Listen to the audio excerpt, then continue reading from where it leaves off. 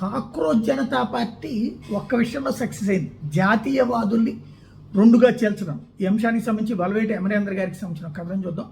ధర్మేంద్ర ప్రధాన్ రాజీనామా తర్వాత కొన్ని గంటల పాటు సంయమనం పాటించిన జాతీయవాదుల్లో కొంతమంది హఠాత్తుగా తమ నిరసనను తీవ్రంగా వెళ్ళగక్కడం మొదలుపెట్టారు. సురేష్ కొచ్చాటిల్ గారి వంటి వారైతే ఏకంగా ఈసారి నేను బీజేపీకి ఓటేను, అలాగని వేరే పార్టీకి కూడా ఓటేనని ప్రకటించారు. ఇలాంటి అంతర్గత అసంతృప్తి బహుశా తన తండ్రి చనిపోయిన కొన్నేళ్లకు తన తల్లికి తాను పుట్టానని ఎవరితో కూసిన కారు కూతలు కూడా ఆయన ఇంతలా బాధపెట్టి ఉండకపోవచ్చు. జిప్పు తీసి వెక్కిరించిన జంజీ బిడ్డ పైన కూడా కోపం వచ్చి ఉండకపోవచ్చు. తనకు పీరియడ్స్ వచ్చాయని హేళన చేసిన మరొక మహిళ పైన ఆయన ఆగ్రహం వచ్చి ఉండకపోవచ్చు. అలాగని ఈ అసంతృప్త జాతీయవాదుల పైన ఆయన కోపం వచ్చిందని చెప్పడం నా అభిమాతం కాదు సుమా. చెప్పాను కదా, ఆయన అజాత్ శత్రువు అంటే మోడీ గారు అనమాట. ఒక రాజుగారిని అష్టలక్ష్ములు ఆవహించి ఉండేవారట.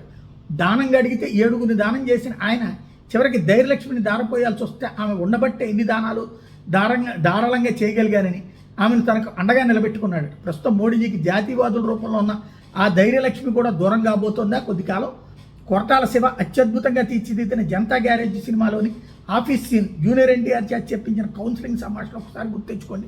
కాకపోతే అక్కడ అవినీతికి లొంగిపోయిన కొలీగ్స్ ధైర్యంగా నిలబడ్డ రాజీవ్ కనకాల. ఇక్కడ ఇప్పుడు మోడీజీని ట్యాక్ట్ఫుల్ సరెండర్, దాన్ని అపార్థం చేసుకున్నా లేదా జీర్ణించుకోలేకపోతే కొలీగ్స్, అంతే తేడా. ఆయన మైండ్ సెట్ డీకోడ్ చేసుకుందాం.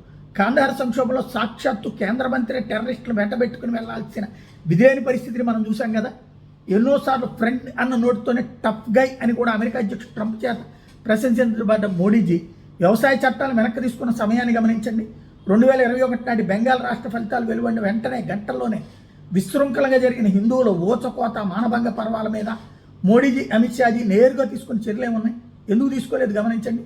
2022 జనవరి 5 నాటి పంజాబ్ పర్యటనలో ప్రధాని హోదాలో ఆయనకున్న అత్యంత కట్టుదిట్టమైన భద్రతను కూడా 15-20 నిమిషాల పాటు ఫ్లైఓవర్ మీద గాలికి వదిలేసి డీప్ స్టేట్కి ఆయన పళ్ళెంలో పెట్టి అప్పగించిన వెళ్తూ ప్రాణాలతో తిరిగి పంపుతున్నందుకు పంజాబ్ ప్రభుత్వానికి ఆయన కృతజ్ఞతలు తెలిపారు. ఇటీవల జపాన్ కట్టించి చైనా వాళ్ళు వచ్చిన వెంటనే మన దేశంలో జరిగిన ఒక సమావేశంలో మాట్లాడుతూ నిన్ననే జపాన్ చైనాలకు వెళ్ళి పర్యటన ముగించుకుని వచ్చాను అని అనగానే వినిపించిన భారీ కరతాళ ధ్వనుల్లో నుంచి తాను చెప్పాలనుకున్న సమాచారం చెప్పేశారు. ఏమని? వెళ్ళినందుక తిరిగి వచ్చినందుక ఈ చెప్పట్లని. ఎవరికో చేరాల్సింది చేరిపోయింది. మనలో చాలామందికి మాత్రం అదొక చప్పిడి వ్యవహారం. మేబీ కొంతకాలానికి ఈ ఆవేదన, ఆక్రోశం, ఆవేశం, ఆగ్రహం, ఆక్రందనలు వాటంతటవే సద్దుమణగచ్చు, లేదా సంస్కృతులు చేసే సంచలన సంఘటనలు జరగచ్చు. కానీ ఇప్పటిదాకా డీప్ స్టేట్ కాచు కూర్చున్నదే ఇందుకోసం. దేనికోసం? మోడీజీని ఎన్నికల్లో నేరుగా ఎదుర్కొని ఓడించే నాయకుడు ఆ నాయకురాలు వాళ్ళకి దొరకలేదు. ఒక్కొక్కరే కనుమరుగవుతున్నారు. అది ఇక లాభం లేదు. ఇక పటిష్టమైన మోడీజీ జట్టులో కలకలం పుట్టించాలి, విభేదాలు రగిలించాలి. అందుకు ఇట్లాంటి సంఘటనలు చక్కగా పనికొస్తాయి. వచ్చాయని రుజువైంది కదా. ఈ ధర్మేంద్ర ప్రధాన్ రాజీనామా కన్నా పెను ప్రమాదం.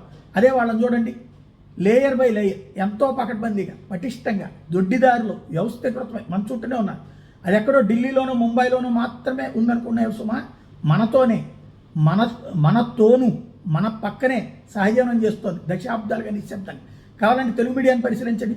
జూన్ 6 జరిగిన బొద్దింకల తొలి సభను మన ధర్మేంద్ర ప్రధాన్ రాజీనామా చేసి ఈనాడు, ఆంధ్రజ్యోతి, సాక్షితో సహా main stream Telugu print and electronic media ఇచ్చిన వార్తలు, వ్యాఖ్యానాలను ఎలా అందించాయో చూస్తేనే స్పష్టంగా తెలిసిపోతుంది. ఒక్క ముక్క కూడా బొద్దింకల వ్యతిరేక వార్త కానీ వ్యాఖ్యానం కానీ మచ్చుకైనా కానరాలేదు. వాళ్ళ ముందు 3 సార్లు జాతి ఎన్నుకున్న ప్రధాని వెలవెలబోయారు.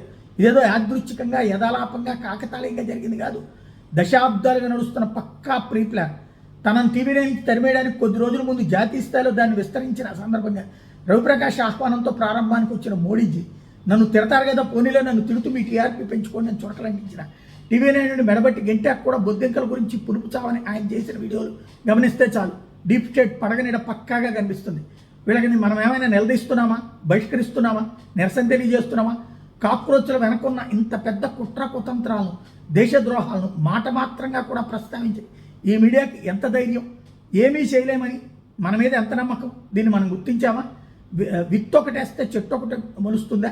ఎల్జీబీటీక్యూ జనరేషన్స్ కాబట్టి సరైన మగాడు మగవం మీకు దొరకలేదు. మీలాంటి మడత కాజాలు ఎన్నొచ్చినా అస్త్ర సన్యాసం చేయడానికి ఆయన భీష్ముడు కాదు. మీరు సెకండే, అంతకంటే కాదు. జాతీయవాదులు మరికొంత సమయం పాటించాలి. అది కనీస ధర్మం. స్వర్గారోహణ పర్వంలో మిగిలింది ధర్మరాజు ఒక్కడే. ఎందుకంటారు?